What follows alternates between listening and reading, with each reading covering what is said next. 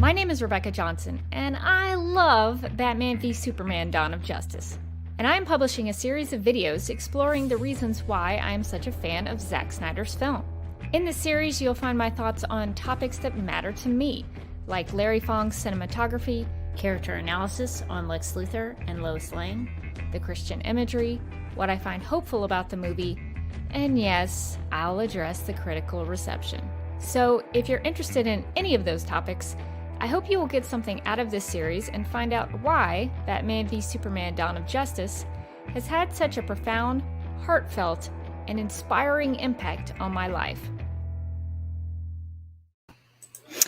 Welcome to the Duck Milk Prod YouTube channel. My name is Rebecca Johnson, and this live stream is part of a series I'm calling Reading Reviews with Rebecca, which will analyze the critical reception of Batman v Superman: Dawn of Justice through the negative reviews written by top critics from Rotten Tomatoes, one review at a time. This is not meant to belittle anyone's opinions, but rather serve as a study of art criticism and how we discuss film. I'm hoping that this endeavor will encourage all of us, myself included, to be better consumers of cinema. This week, I'll be reading through a review from the Boston Globe titled Batman v Superman is Dark and Chaotic, written by Ty Burr. You can click on the link in the video description if you'd like to follow along and read it for yourself, and I encourage you to do so. If Ty Burr should ever see this video, I just want to say that I'm aiming to do this as civilly and analytically as possible, and I would ask that anyone watching live or posting in the comments section would do the same.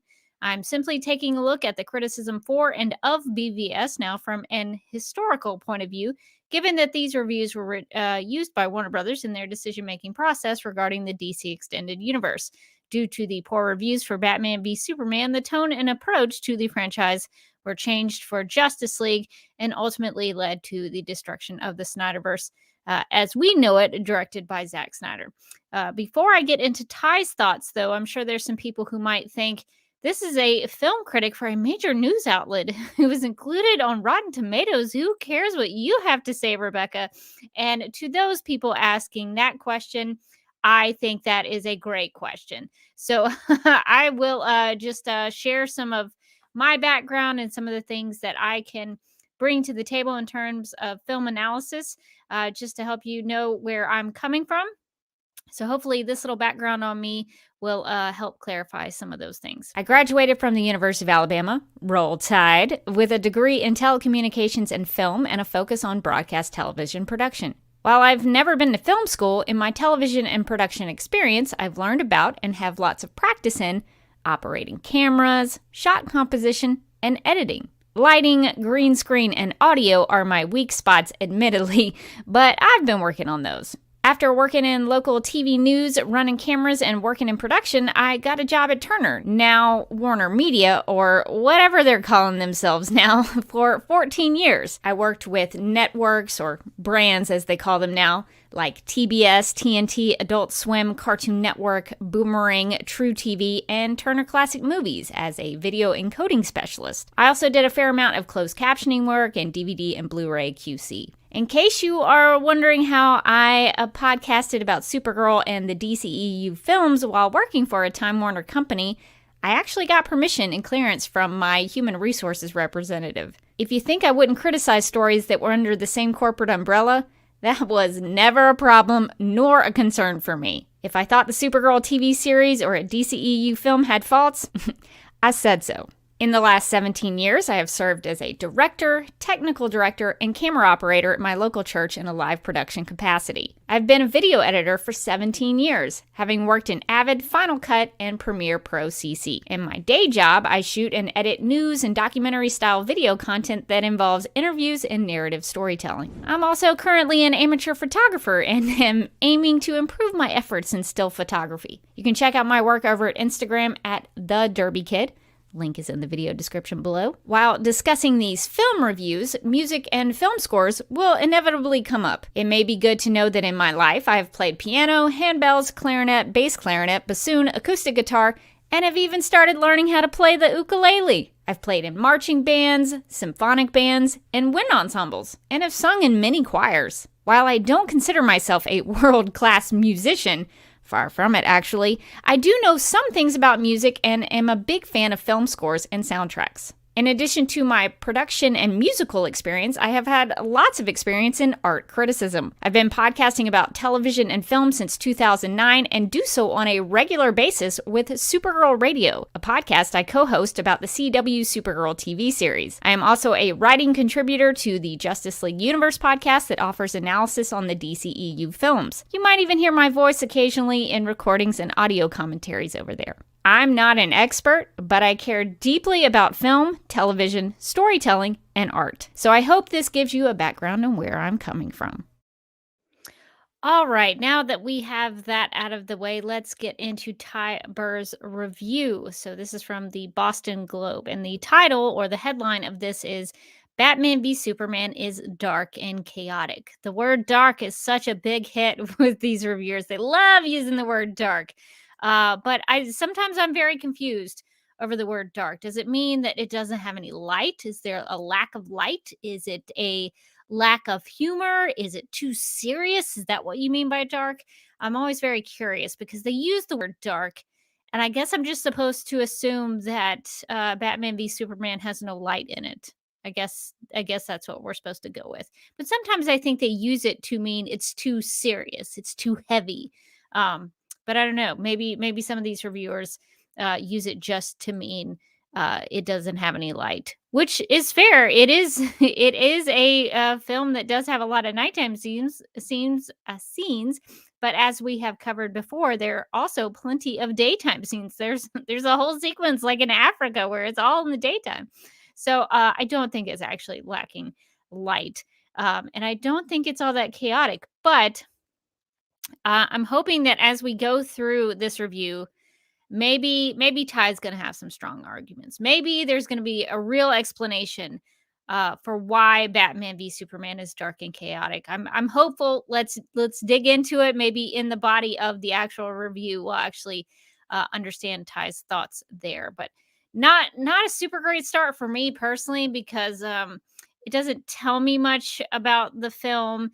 And I've seen some of these reviews over and over and over again, and they use the same kind of verbiage, and after a while, it doesn't mean anything. So I guess we'll just go ahead and hop into the actual review and see what Ty is thinking. So, okay, so it starts off, quote, it plants a flag for a new corporate entertainment franchise and will make international container ships of money. So does it matter that Batman v Superman Dawn of Justice is joyless and incoherent? That's different from his title, from Ty. Again, I'm assuming Ty is a he. I don't know. I'm just going to say Ty. It's different from Ty's headline there. Of course, as we have reiterated in these live streams, that editors sometimes might be writing the headlines or the titles. So maybe that's why it's a little bit different. So Ty asks, so does it matter that Batman v Superman Dawn of Justice is joyless and incoherent? Probably not. Years of marketing hype have by now instilled in worldwide audiences a Pavlovian response. A new superhero movie has to be good, so it will be. And besides, isn't this what movies are about? Zack Snyder's film tries to pulverize you into agreement. For the death of cinema, it's not bad. Unquote. All right, so I'm going to break this paragraph down, and then we'll continue on. So I have a question. Just start off with, why is Batman v Superman joyless and incoherent?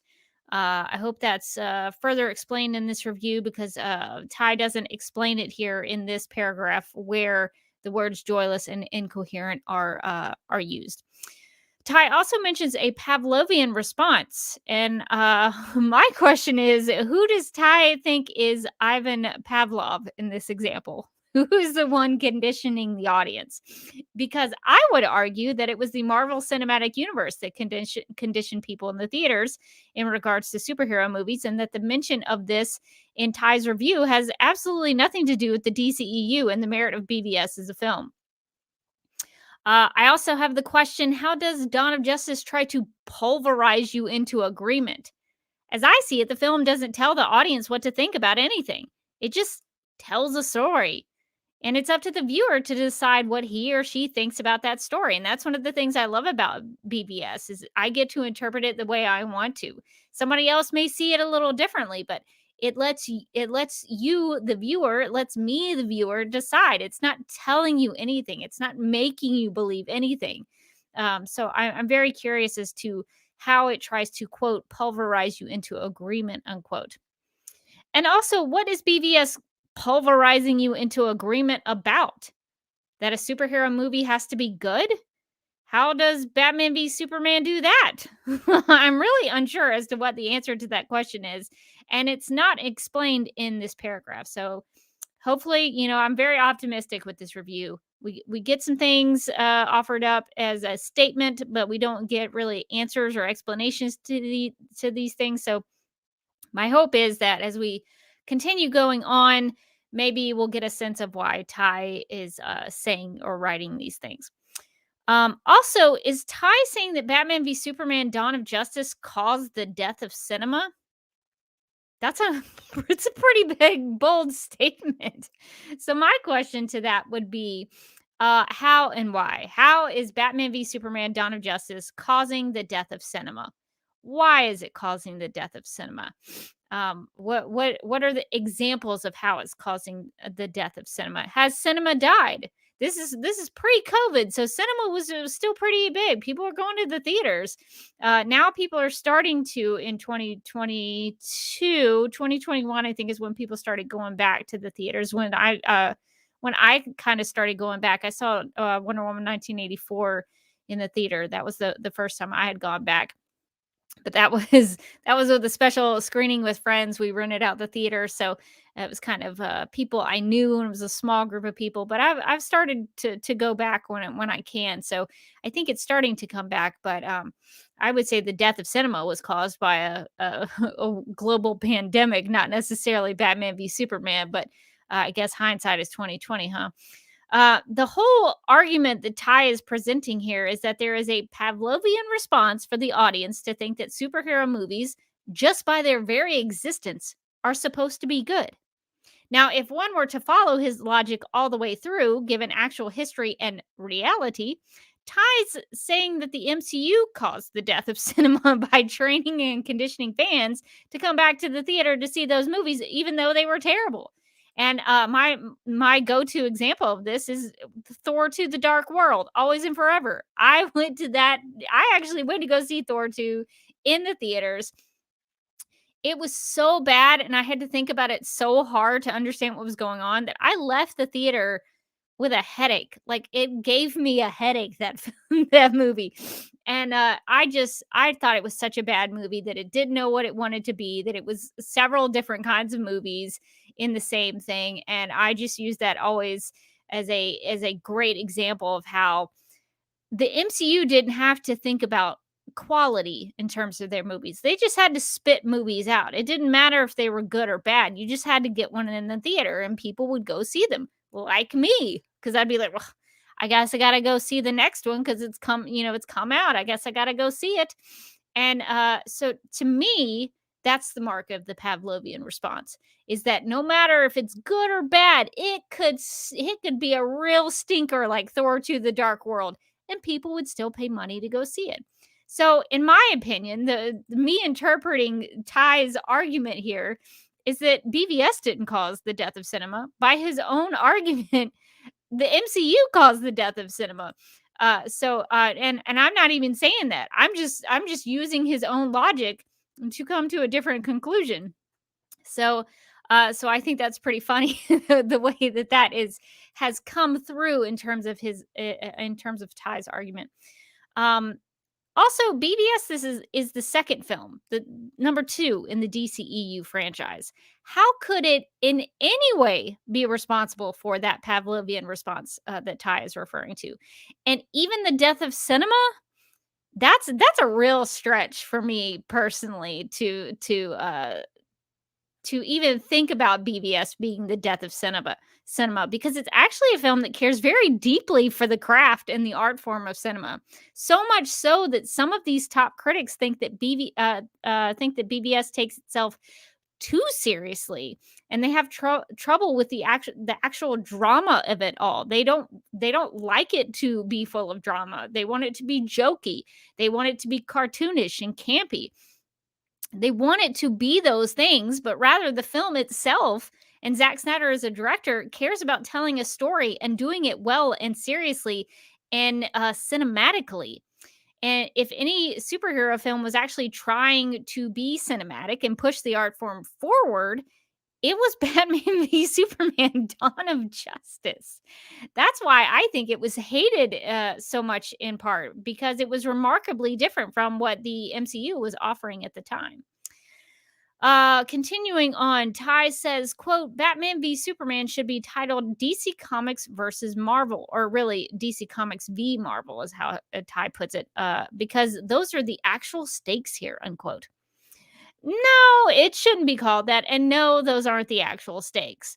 The film can be called whatever the filmmaker wants it to be called, and the actual stakes are making fans and the studio happy. Those are the things that are needed when a film comes out. The stakes are big at that point.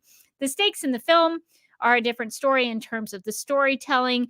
When looking at the artistic side of things, the stakes are, telling a great story, making a great film.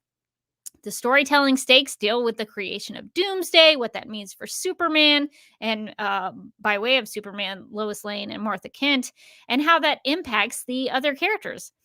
None of these things have to do with Marvel. So, no matter how you look at the stakes, none of those things have to do with Marvel. So, to say that those are the actual stakes here is actually incorrect. Though none of those are the actual stakes. So, continuing on, quote, with this follow up to 2013's Man of Steel, Warner Brothers hopes to challenge the hegemony. The hegemony. When I said that, it sounded strange.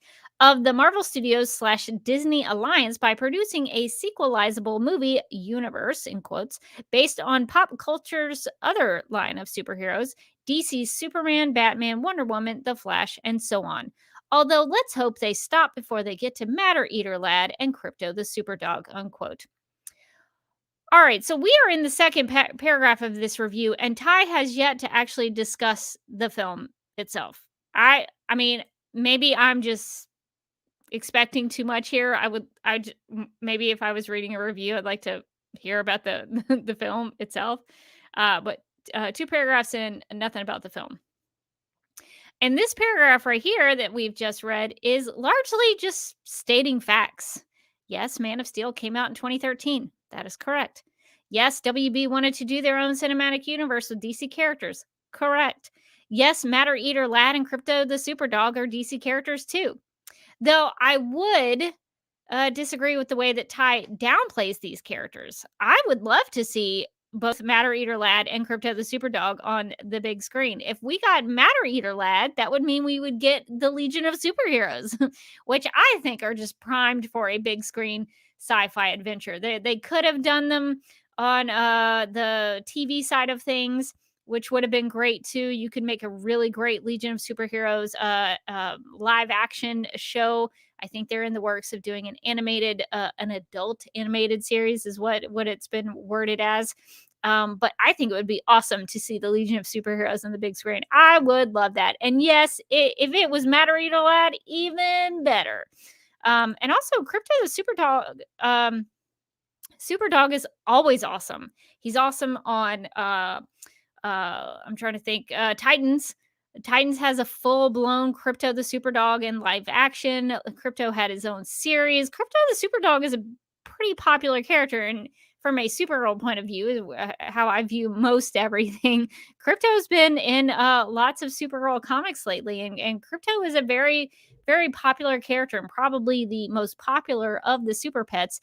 And speaking of the Super Pets, in 2022, there's going to be an animated feature film called DC League of Super Pets. So the way that Ty dismisses these characters, I find upsetting, I guess, in a way, because these are great characters. I think the reason that Ty is putting these characters in the review, in my opinion, this is how I'm kind of just reading it, is that Ty wants you and me to believe that Ty is a big expert on DC Comics.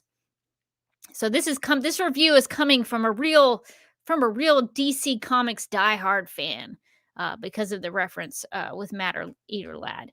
And maybe that's true. Maybe Ty has been reading DC Comics since forever.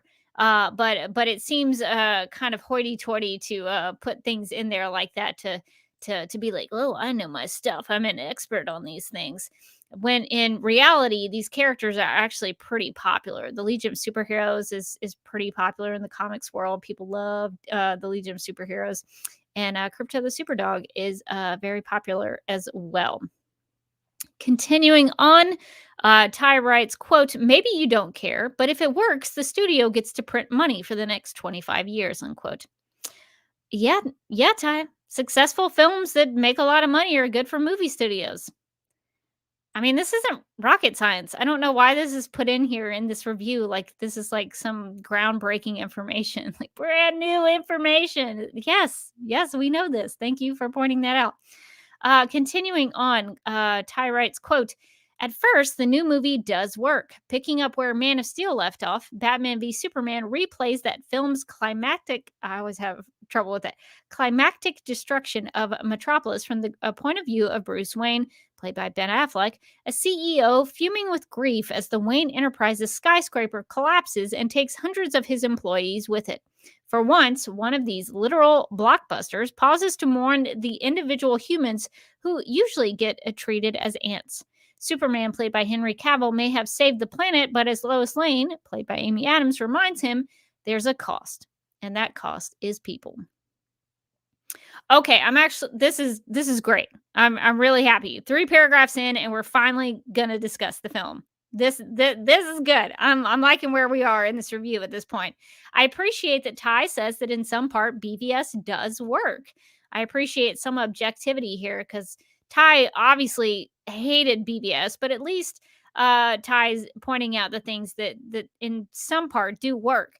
I also like that Ty appreciates that Batman v Superman sets itself apart as a blockbuster film by pausing and mourning individual humans who are killed. So there is some good stuff that Ty is mentioning in this review. And I'm going to stop and pause and just kind of go with David's comment here, saying they don't go into the film because it's all supposed to be self-evident. Yeah, it's for me, I don't want a recap of the film. I don't if I'm gonna read a review, I would want it to be more related to film analysis and actually have some sort of value that's added to me. I don't want a recap of the DCU to this point. I don't want you to recap the story for me. I want to know themes and character journeys and things like that. And I know that's a lot to expect from these reviews, because they're honestly, a lot of them that I've read and looked through, they're honestly just lazy. They're lazy. They're so lazy. They write the bare minimum that they have to write, and then they end it, and it's given me nothing. And I guess I'm kind of a snob about that kind of thing.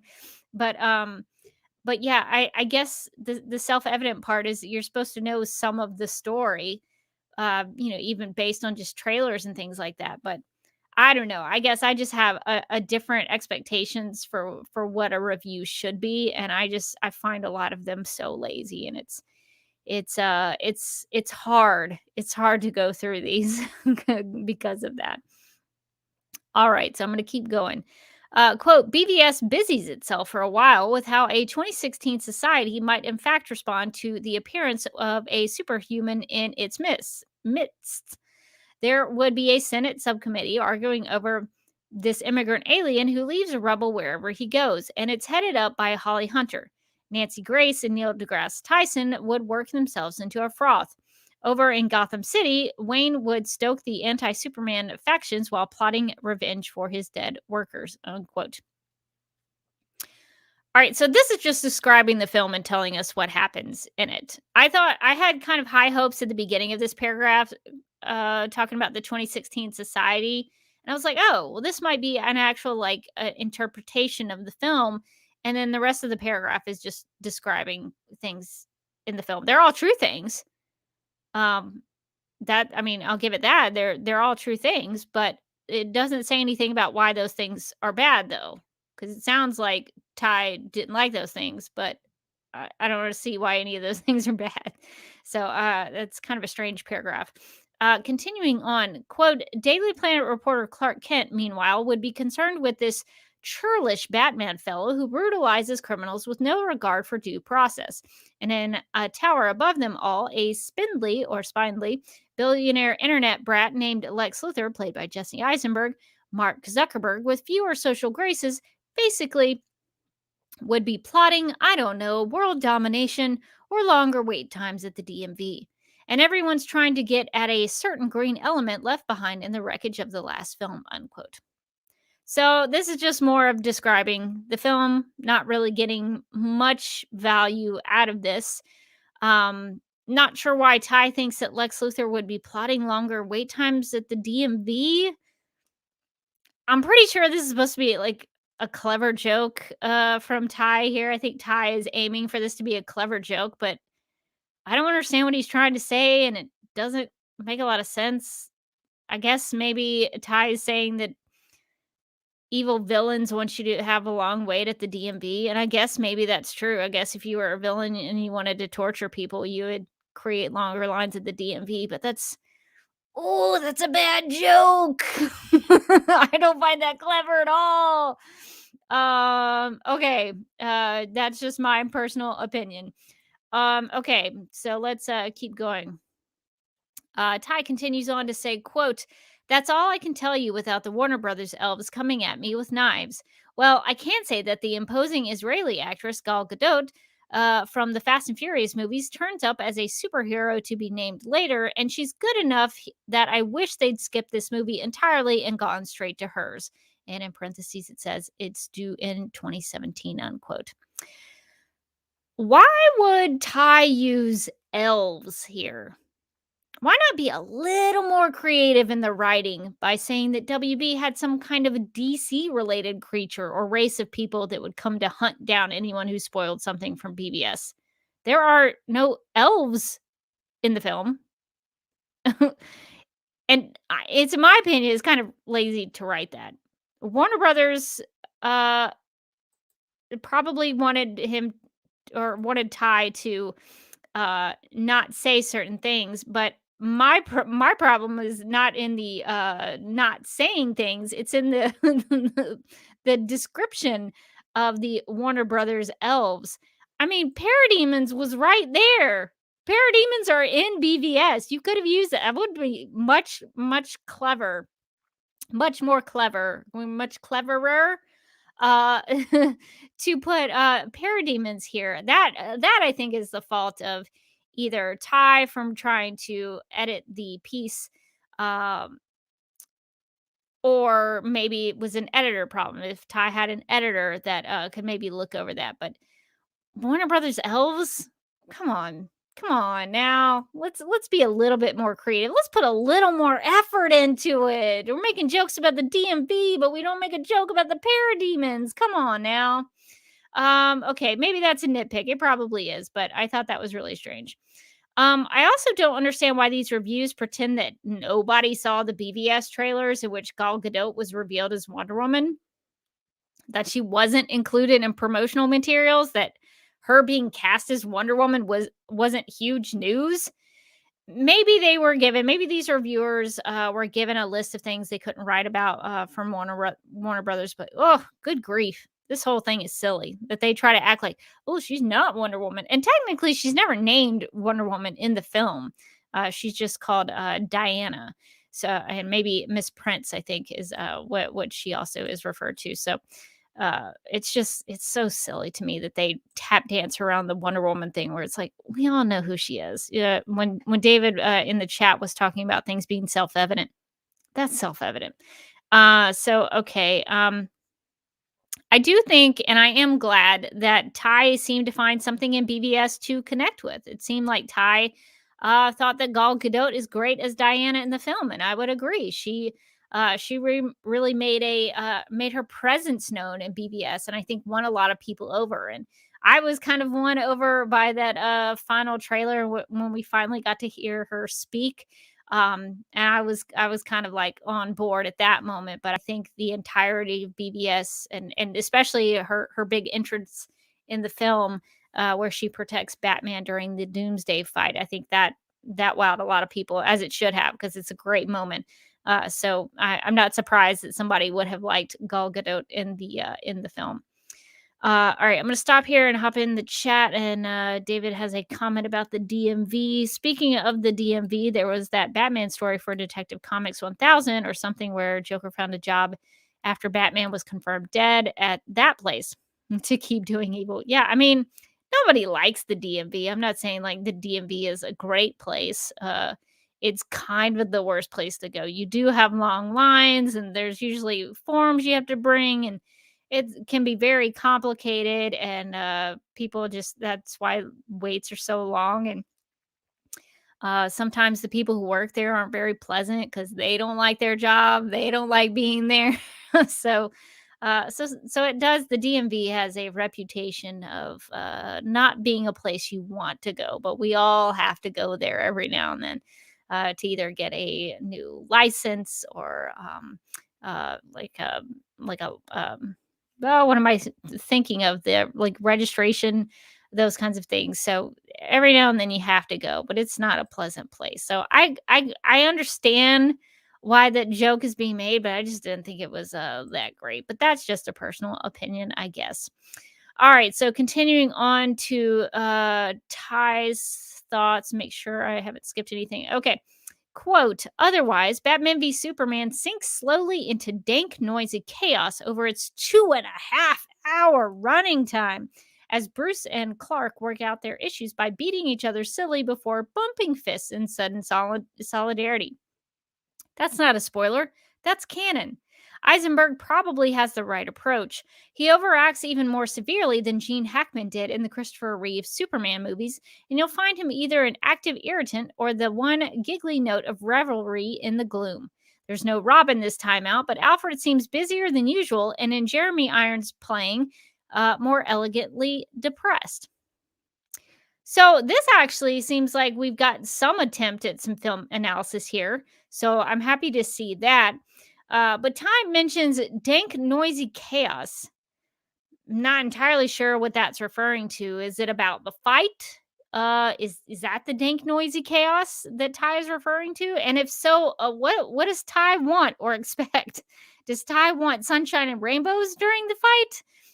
Because the whole reason, and if this is referring to the fight, and I think maybe on these live streams, I've talked about this before, is that if you were actually to dig in and analyze that fight, there's a reason that it's set at night. There's a reason it's set during a thunderstorm. It's set during a time where it's raining and there's lightning and everything is dark and depressing because it's a fight. It's an angry fight from an angry Batman who's trying to murder Superman.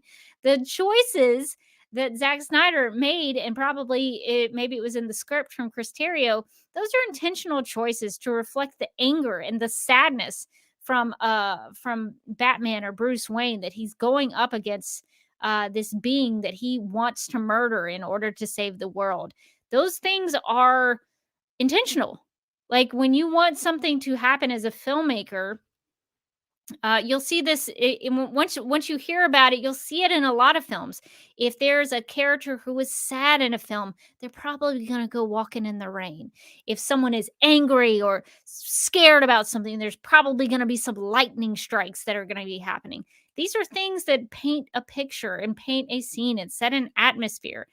So to complain about that as a film critic and a film reviewer, not even recognizing that those things are choices there for a reason, is strange to me. That that that you wouldn't even like connect the dots on those things. So those are the kinds of things that I wish film reviewers would point out, because that, I think, for me, that adds value, because I'm like, oh yeah, I didn't think about that, or oh yeah, that's totally how it, yeah, that's definitely how it is. So I'm not really sure what Ty is referring to here, with dank, noisy chaos, but I can just assume that it's referring to the Batman v Superman fight, the actual fight there at the end. And just for the record, Batman and Superman don't bump fists. That's just technically not true. And I realize this is a that I'm doing a literal reading of Ty's words, and I'm sure it was meant to be more intended as a way to cut the Martha moment down in a cutesy little way. Uh, but even that sort of cynicism rings false to me. They don't they don't have sudden solidarity. The Martha moment doesn't just randomly happen out of nowhere. It's threaded throughout the entire film so that when the audience gets to that moment, Bruce's change of heart makes sense. So I wouldn't classify it as sudden. Maybe there is some solidarity. I'll give Ty that, but sudden, not so much. Ty also has a problem with the 2.5 hour runtime. Oh my gosh, how dare they? Oh my gosh, 2.5 hours is a little long. 2.5 hours is kind of the norm now. Like, it's kind of the norm. I read something the other day that the Batman from with Robert Pattinson is going to be like close to 3 hours. That's just, nowadays the films are like that. Films are long. Get over yourselves. Like, if you don't like it, don't go see it. I don't understand why runtime is such a big deal.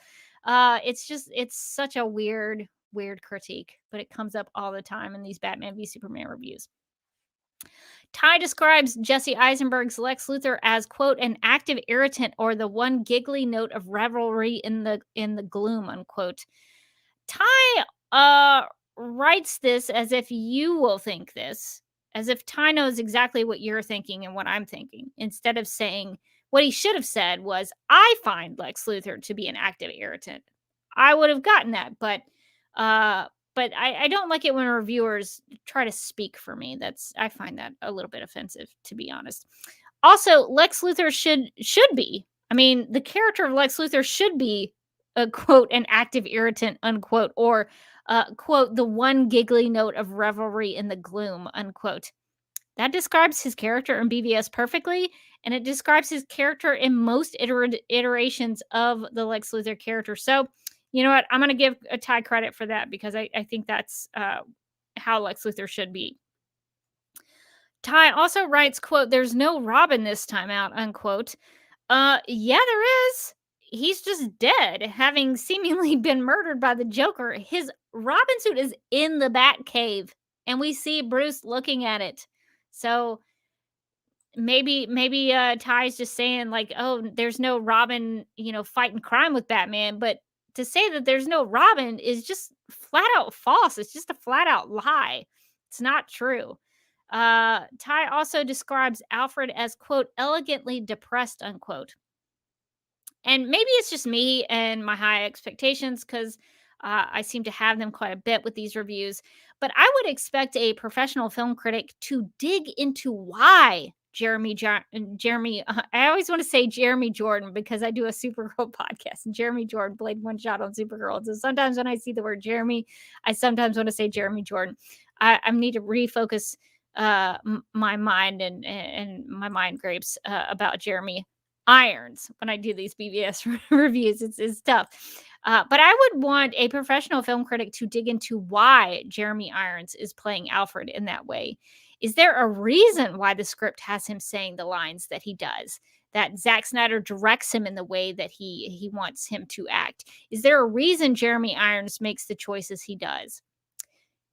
So just as an example, I'm going to take a stab at trying to explain this and suggest that maybe Alfred in Batman v Superman: Dawn of Justice doesn't approve of Bruce's choices and actions as Batman and is frustrated and saddened by the consequences to those actions. He's seeing what Bruce is doing as Batman and he doesn't like it because it's not the way they had started out and not the objective of the things that they had started out doing with Batman. And perhaps Alfred recognizes that Bruce is going down the wrong path and is doing what he can to bring him back to the standard he held and that both Alfred and Bruce held before the height of his heroism as Batman. So that's my attempt at explaining that. That I would have loved to have read something. I mean, it didn't have to be exactly that in this review, but I would have loved to read or at least seen Ty actually try to do something like that. Because to me, that's interesting. But we're not going to get any kind of attempt at analyzing the characters like that in this review. I'm guessing that would take too much time and effort that Ty doesn't really want to spend embarking on. So unfortunately, that's not going to be the case. All right, I'm going to hop in. I'm going to hop into the chat just to see what else other people are saying. Mark says, in defense of Ty, I don't think the parademons were named in the film, though, so I'd forgive the guy for not knowing the name for that joke. I understand that, Mark, but he knew who Matter Eater Lad was.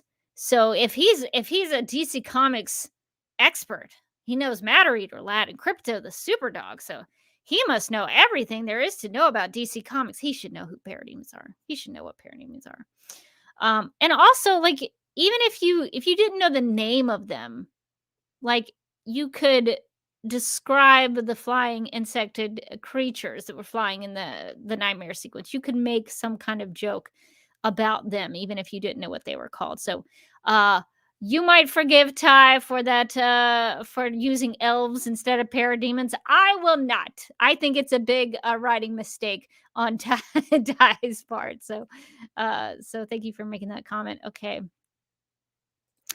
David says the folks at Shanlian on Batman had a brain fart moment when reviewing the trailer and called them bug people. That's actually good enough to make readers know what is going on. Yeah.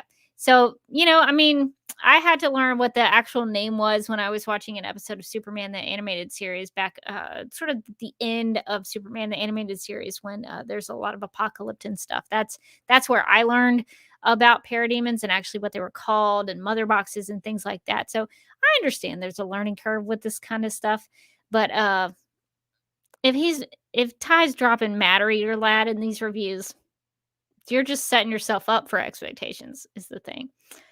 Let's see. David also says people think it's I think the Martha moment is what David is referring to here, that it's like the John C. Reilly, do we just become best friends moment? I don't think they were friends in that movie either. It's like how Rob Pat shouts delusions in that religion film. I don't know what you're referring to with the I assume Robert Pattinson delusions film. I don't know that reference. But maybe I'll have to check that out. I don't know. But yeah, they're not best friends. They're not best friends immediately. They just recognize that maybe, Batman recognizes, hey, maybe I shouldn't kill this guy. And Superman's like, hey, my mom's in trouble. Can you help me out? Like, it's not that big of a deal. Let's see. Well, it is a big deal, but it's not like they're immediately best friends and everything is fine. Let's see. All right, I'm going to keep going into the thing. All right, so I'm going to keep going. I'm actually going to go back to the review. So we'll continue to leave your thoughts in the chat as you have them, and we'll keep going into the review. Okay, so Ty writes, quote, the film's problems include a script by David S. Goyer of the Dark Knight series and Chris Terrio of Argo that hits a few real-world hot buttons for relevance before devolving into absurd dream sequences, mommy issues, and overplotted mayhem. The story's parts never quite fit together, and Snyder still has difficulty directing an action sequence with logic and flow. In one of those dream sequences, that ridiculous one with the flying bat monkeys out of The Wizard of Oz, the flying bad monkeys.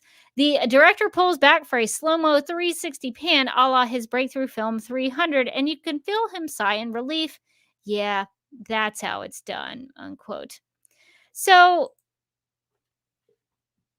I am a little bit confounded by this because Ty knew Matter Eater Lad, but doesn't know parademons and actually refers to them as flying bat monkeys from the Wizard of Oz. To me, I would not write something as if I had an authority on the subject if I didn't actually know anything about the subject. And this is becoming quite clear to me that Ty maybe looked up, maybe like Googled like ridiculous DC characters in writing this and just came upon Matter Eater Lad and then threw Matter Eater Lad in the review. But Ty doesn't actually know anything about this world. Okay. So actually go into the paragraph. Why are the dream sequences absurd, as Ty refers to them? Has Ty ever done any analysis on what those dream sequences mean? Does Ty think they're just there for no reason? That's what it sounds like. Ty's like, "Oh, these dream sequences are absurd. There's no reason they're here." Um, they actually have a lot of purposes. Even the nightmare sequence, even though that's foreshadowing things to come, we did see more of the nightmare sequence in Zack Snyder's Justice League, and that was going to play a much bigger part in the actual Snyderverse universe.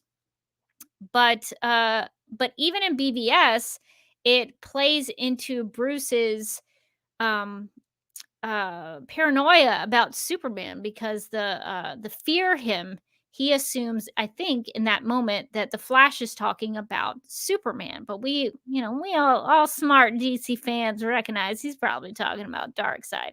But there's intention in that sequence not to just be foreshadowing or be a cool sequence, but it's a way to further Bruce's character journey in terms of his revenge and his vengeance against Superman. So it's not like those things are not there. They don't have a purpose for being there. Even the dream sequences about Martha help you get to the point when you get to the Martha moment, you're like, "Oh, okay, all right, okay." So as an audience member, those things are actually pretty helpful. And I did a video with in my BBS series talking about the nightmare sequences and how characters within the film have trouble sleeping and how that connects them in their arcs and what that says about them. And so it's so strange to me. These are professional film critics. I think Ty Burr, I tried to look up Ty Burr, and I think Ty Burr has had many, many decades of film criticism under the belt and didn't make some of these connections with this film. Now, granted, Ty might have only seen it once and then just dismissed it. Some of this stuff in BBS that I connected with and that I recognize in terms of the layers of the film took me many, many watches to get it. So it's possible that Ty just kind of saw it superficially on one level, on the top level, and then didn't dig into it further. But when you start hearing repeated things of characters, characters not sleeping or they're having nightmares or things like that, they're staying up late or whatever it is, there's a reason those things are there. It's not like they're there for no reason. Also, why is it bad that the characters deal with mommy issues? Why is that a bad thing? Why is that a negative thing? I don't see any reason that has to be a negative thing. That means the characters have flaws. The characters have deals, they have something to deal with. So I don't see any problem with that. Also, what is over plotted about the mayhem in the film? These are just descriptions, adjectives, labels that say nothing. There's nothing to back these things up. Ty's not giving us examples about any of these things. Ty could say anything and we would just have to accept it because Ty doesn't give us any examples. How does the story not quite fit together? We don't get an explanation about that. I understand that the theatrical cut has a lot missing from it, but overall, the plot still makes sense. It's missing some of the grand master plan of Lex Luthor that you get in the extended cut, but as a film, the theatrical cut still holds together. So I don't understand what is was not fitting together there. And oh boy, oh Ty, Ty, I don't know how somebody let you write this part in the review because I just this is the part of the review that I was like, okay, I don't take this seriously. I don't take this seriously as a review. Snyder still has difficulty directing an action sequence with logic and flow. Wow. Wow. That is a new one. That is wow. I just wow. Let's just take a minute. Just wow. Ty critiqued Snyder's ability to direct an action sequence. Zack Snyder is known in the film industry as being one of the directors that does action sequences like nobody else. Nobody else. So Ty here is really taken a bold stand on action sequences here. Ty seemed to dislike the nightmare sequence and thought it was badly directed. What was missing in terms of logic and flow during that sequence? I actually went back and watched the nightmare sequence before going into this live stream, and it all makes sense. All the cuts make sense, uh, and it's not that hard to understand. I was there with the logic and flow of the sequence. The Superman soldiers start firing, and Batman gets sucked into a fight with the soldiers and with the parademons. That's it. That's that's the logic and the flow. And it's not like you have to follow a lot of things. I mean, there is a lot going on in the frame, but you could just follow Batman fighting the parademons on the bottom part of the screen and not pay attention to the sky. But that's kind of fun to pay attention to the sky and what's happening up there.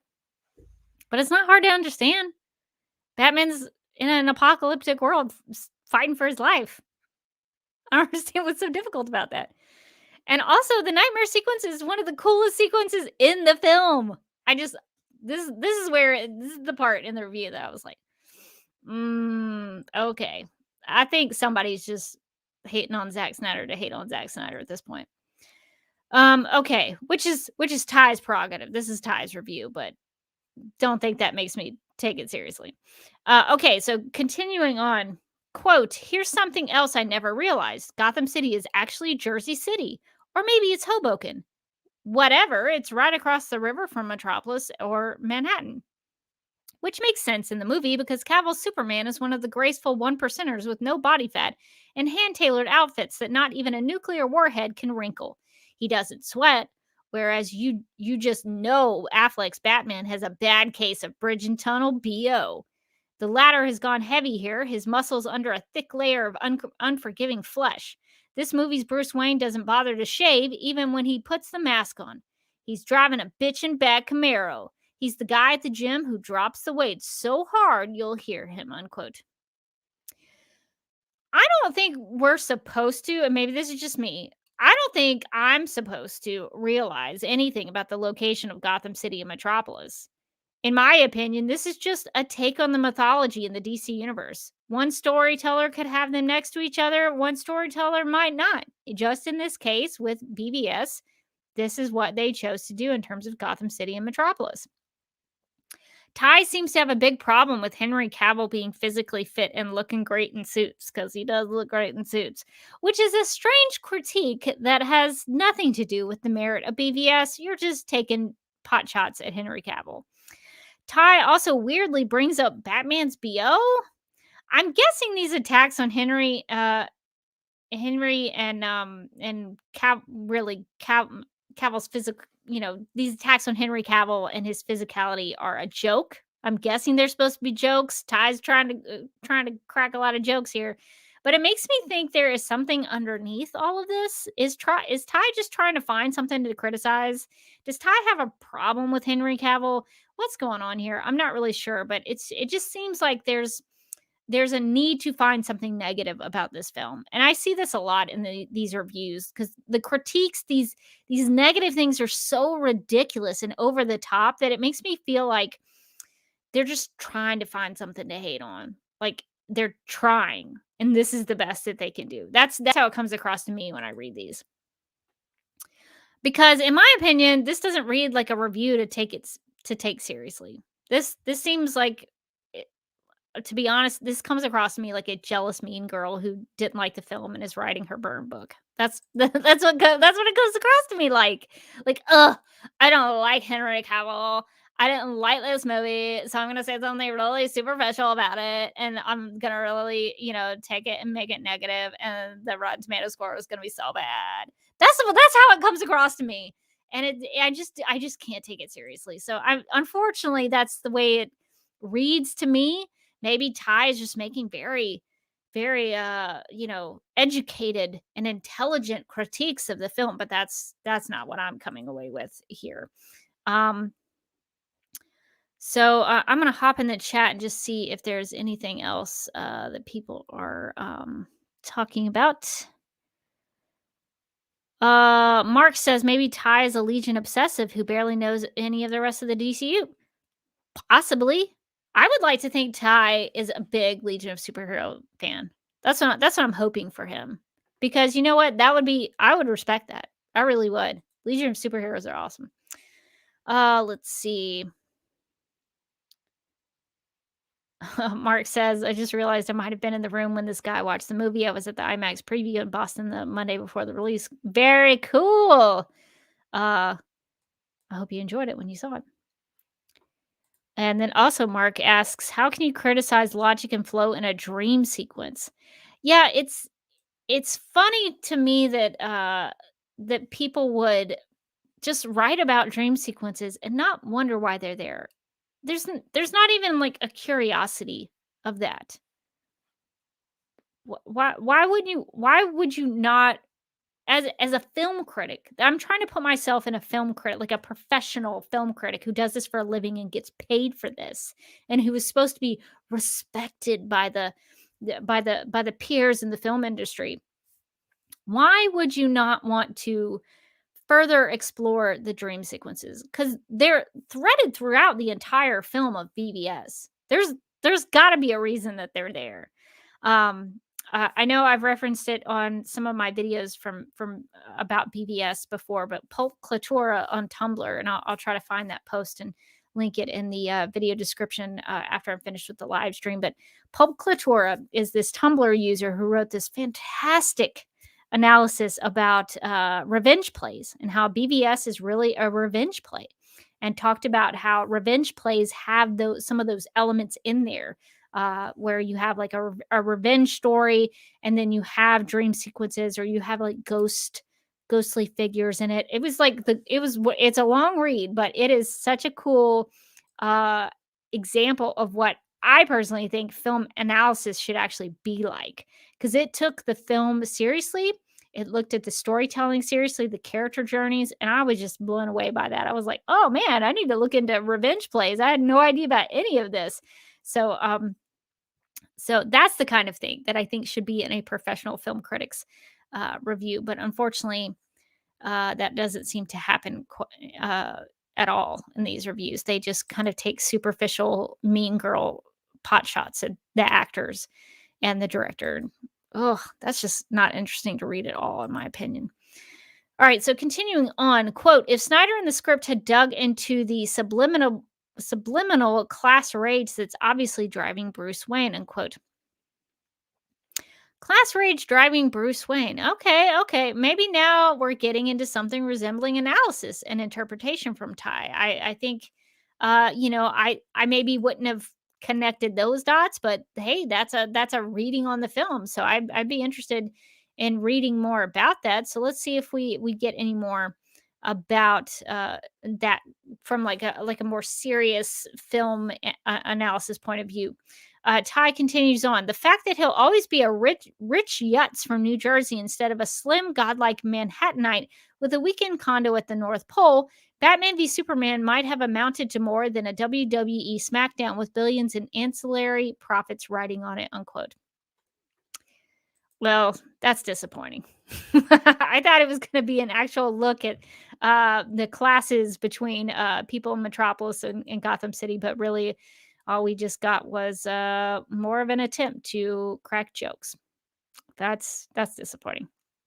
Continuing on, Ty writes, quote, "It doesn't. Affleck is aiming for a character here, but he gets lost on the way, and you miss the cruel, clean inscrutability of Christian Bale in the Christopher Nolan Batman films," unquote. Now, I know I sound like a broken record on these live streams, because I am. And that's mainly because a lot of these reviews are so similar that sometimes I wonder if they just copied and pasted from other people, like they cheated on their homework and like copied their friend's homework. That's why I sound like a broken record. But what does Christian Bale and Christopher Nolan, what do they have to do with Batman v Superman: Dawn of Justice? What do they have to do with the merit of good or bad of the film? Because Christian Bale is not playing Batman, and Christopher Nolan did not direct this film. Christopher Nolan was only attached to BVS in the executive producer position. He didn't write the film. He didn't direct it. He just, I think, Christopher Nolan for Zack Snyder, a lot of what he was doing was just trying to keep WB off Zack Snyder's back. Because Christopher Nolan, man, he is a true friend. He is a true friend. He later told Zack Snyder apparently not to watch the theatrical cut of Justice League. Christopher Nolan, watching out for Zack Snyder. I appreciate that. But what do they have to do with BVS? What do they have to do with whether or not BVS is a good film or not? They don't. Absolutely nothing. I don't know why they get mentioned in these reviews, but they come up all the time.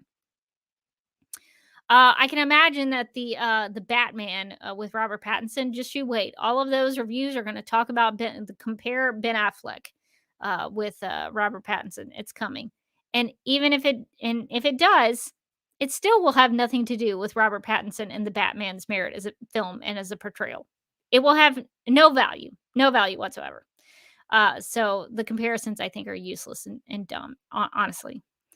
Let's see, quote, eventually the script's illogic and the relentless pounding of the action sequences wear you down. Why do Batman's eyes start glowing 2/3 of the way through the movie? What does Lex Luthor's hot seat minion, played by Tao Akamoto, actually do? Who decided that there had to be a climactic countdown alarm clock that doesn't actually count down to much? Who thought up what can only be considered a sociopathic version of the Stay Puffed Marshmallow Man from Ghostbusters, unquote. Okay. There's a lot going on here in this paragraph. So let me get this straight. According to Ty, the script for BVS is illogic because of Batman's glowing eyes, not knowing what Mercy Graves does, and why there is an alarm clock, and even why there is a monster at the end. And this is supposed to be a top critic? This is supposed to be some famous top critic from the Boston Globe? I'm supposed to take this person seriously? I find it hard to believe that this person couldn't connect the dots on some of these things. Batman's eyes glow because A, it looks cool, B, it's rooted in the character's mythology, and C, it probably gives Batman more visual abilities while fighting Superman. I know there's a book of a Batman tech from BBS, and I didn't have time to go through it. Maybe in the next live stream I'll try to go through it and see if there's something in there about the eyes. But it's not because Batman just like has glowy eyes all of a sudden. There's a reason for that. This is the reason why they choose that stuff. Also, Mercy Graves is Lex Luthor's assistant. I think that's pretty established in the film. I don't know that you have to like reach for that. And she does anything Lex Luthor needs her to do. This isn't hard. I don't know why this is hard. Is this another joke from Ty? Is this a joke? I don't know. I can't decide anymore. I can't tell. Also, is Ty referring to the alarm clock during the Martha rescue? There's a timer. There's a kitchen timer during the Doomsday sequence with Lex Luthor where he sets the kitchen timer. But Ty mentioned specifically an alarm clock, and there is an alarm clock during the Martha rescue while Martha's being held captive by KG Beast. Because if that's the case, if Ty is talking about the alarm clock during the Martha rescue, it's there to serve as a countdown for when Martha would be murdered. And am I like making this up? I feel like this is pretty easily understood that the clock is counting down to when KG Beast is actually gonna set her on fire, burn her as a witch, like Lex Luthor says. But thankfully, Batman saves her before that even happens. So it's not like the alarm clock is counting down to nothing. There's a reason why you keep looking at that alarm clock. Also, how? How? In what way? In any way does Doomsday resemble the Stay Puff Marshmallow Man from Ghostbusters? Please leave a comment in the chat or in the comment section. Please explain to me how they are the same thing. I would love an explanation to that. Okay, all right. So let's keep going because we're almost at the end, and then I'll hop back in the chat. So this is how Ty ends the piece. So this is the last thing we're going to hear from Ty from the Boston Globe. Quote, "These are the things that keep you distracted as Batman v Superman stomps and grinds its way to about 6 false endings, each meant to set up a future film in the franchise. The Justice League Part 1, due in late 2017, will gather up all the DC heroes for what promises to be a hell of a 3-day company offsite. Here's an idea. Pit them against the Avengers right now and get the whole thing over with," unquote. Okay. So 6 false endings. I'm actually curious as to what Ty thinks are the false endings. If anybody has any idea, we'll try to figure them out. But I'd be curious to know what the 6 false endings are because Ty mentioned 6 specifically. So if anybody wants to count some of those, I'd be curious as to what you think. Uh, i- Ty also mentions a 3-day company offsite. I have no idea what this means. If somebody could explain that to me, that would be helpful. I don't really understand what that means. I don't know if that's like a work related like a I don't know what that means. An offsite, a company offsite. I don't know what that means. Ty wants to pit the Justice League up against the Avengers at the end of this review, and I don't know that that's as strong of an ending to this piece that Ty maybe thinks that it is. To Ty's credit, there was a mention of DC versus Marvel towards the beginning of the review, so I guess Ty is trying to tie all Ty is trying to tie all of that together. But, whew, boy, there is so very little analysis of the actual film itself that honestly, this review is kind of pointless to read. This was a tough one because a lot of it's trying to just make jokey jokes, trying to tear things down. The more it went along, the worse it got, in my opinion. And the ending just kind of peters out and tries to make a joke about the Justice League and the Avengers, and I don't know. It just didn't have a lot of punch to it, in my opinion. We also should note that at the end of Ty's piece, it gives BVS 2 stars. So I'm curious, is that 2 stars out of 5? Is that out of 10? In any case, I'm curious as to know what those 2 stars are for. Was one for Gal Gadot and the other one for Jesse Eisenberg?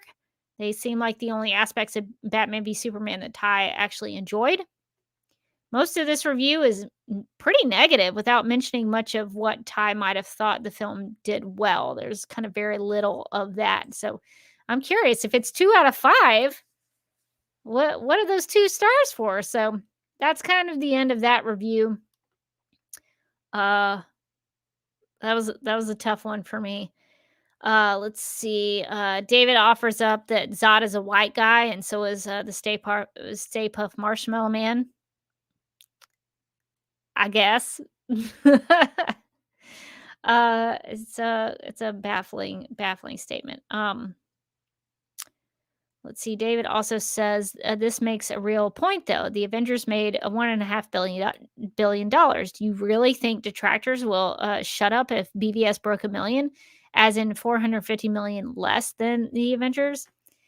I just find all of the comparisons so silly and kind of a waste of time, to be honest.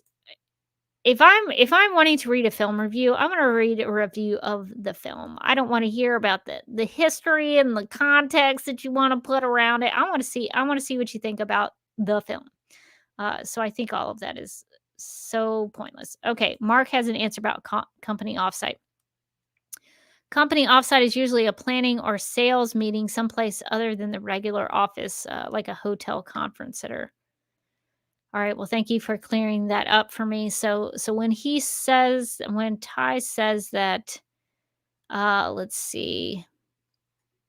I'm still trying to understand what that sentence was talking about. We'll gather all the DC heroes for what promises to be a hell of a 3-day company offsite.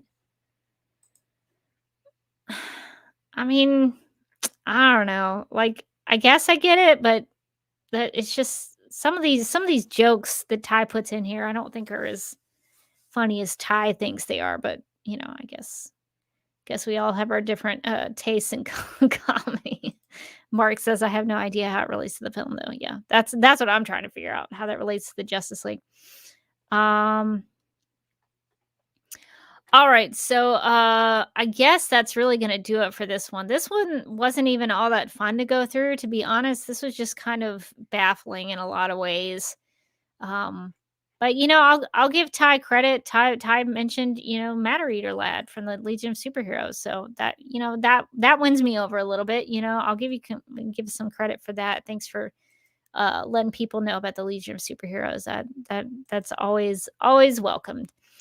Well, I think that's going to do it for this week's live stream. If you missed this live, I hope you'll consider sharing your thoughts in the comment section below. If you have any questions about when I'll be live, just check this YouTube channel, youtube.com/duckmilkprod. I'll be scheduling streams in advance when I am available. And I've been pretty consistent here lately. Hopefully that will continue, but every now and then I might have to miss a Sunday or reschedule things. So just check the YouTube channel for the scheduled streams. And if you have a BVS review that you'd like to share, that you think is a review that adds a lot of value, that you think is written well, please share that with me and comment below, and I'll share those in future videos so that everybody can see it. Because we look at a lot of things that maybe aren't written very well or don't have any value to them or don't have any meaning. So it'd be a great practice to look at the ones that do well.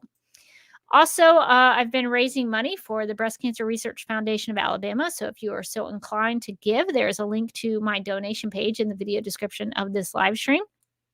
I am personally a breast cancer survivor, and this cause and the organization mean a great deal to me. So if you do have the chance to donate, thank you for your support. So if you do feel so inclined to do that, I would appreciate it. And I feel like my lighting has been weird in this live stream. I'm going to have to fix that later. It's been kind of bothering me the whole stream. I've got a little too much light over here. But it's too late now. The live stream's almost over because I am about to kick it over to voiceover Rebecca, and she's going to end the stream. If you would like to see more of these live streams, make sure to subscribe to this YouTube channel at youtube.com/duckmilkprod. If you'd like to keep in touch with me personally, you can follow me on Instagram at TheDerbyKid and on Vero at DerbyKid. You can hear my thoughts on the CW Supergirl TV series and all things Kara Zor-El over at Supergirl Radio by visiting supergirlradio.com, subscribing wherever you listen to podcasts, or subscribing to the DC TV Podcast YouTube channel, which you can find at youtube.com/DCTVpodcasts. Also, please check out the Justice League Universe podcast for in-depth analysis on the DCEU films, including Batman v Superman: Dawn of Justice. And before I go, I hope that this live stream video series will inspire you to think more critically and thoughtfully about film and storytelling. I'd like to leave you with this quote from C.S. Lewis's book titled An Experiment in Criticism. The truth is not that we need the critics in order to enjoy the authors, but that we need the authors to enjoy the critics. My name is Rebecca Johnson, and I love Batman v Superman: Dawn of Justice.